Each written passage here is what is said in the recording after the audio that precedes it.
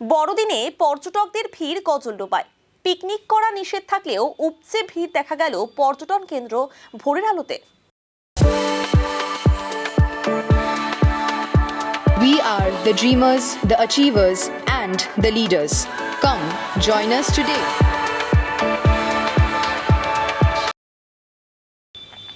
ছুটির দিনে পরিবার এবং বন্ধু-বান্ধবদের নিয়ে ভিড় জমিয়েছিলেন দূর দূরান্তের মানুষ। বছরের শেষে যেন অন্যরকম আনন্দ। শুধু শিলিগুড়ি বা জলপাইগুড়ি নয়, উত্তরবঙ্গের বিভিন্ন স্থান থেকে পর্যটকরা এসেছেন এই পর্যটন কেন্দ্রে।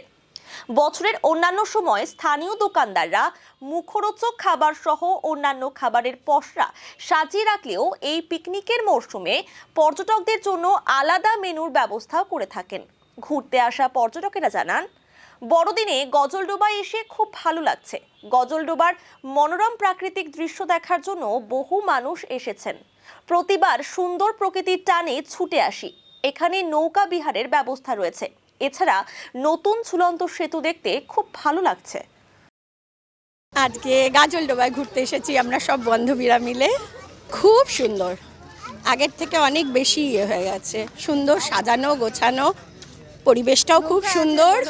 নৌকা আছে, ঘোড়ার গাড়ি আছে, অনেক রকম ছোট বাচ্চাদেরও অনেক মজার মজার জিনিস আছে। আর সবচেয়ে ভালো লাগলো একটা সাইকেল, তার সামনে অনেক ফুল লাগানো, সেটাতে ডাবল ক্যারি করা যায় আর কি, মানে পেছনেও একজন বসে সুন্দর করে চালাতে পারে। ওটা আমার খুব ভালো লেগেছে। খাওয়ার ব্যবস্থাও খুব ভালো রয়েছে। একটা খুব সুন্দর হোটেল হয়েছে ভোরের আলো বলে, সবটাই ঘুরে ঘুরে দেখলাম, খুবই সুন্দর।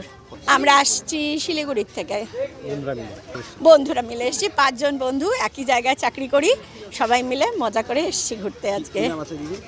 আমার নাম অনন্যা, ওর নাম প্রতিমা, ওর নাম অনিতা, আরও 2 জন আছে, অনিতা আর রূপা আর সুপ্রিয়া। ছুটির দিন আমরা আমাদের পাশেই গাজলডোবাতে এসেছি।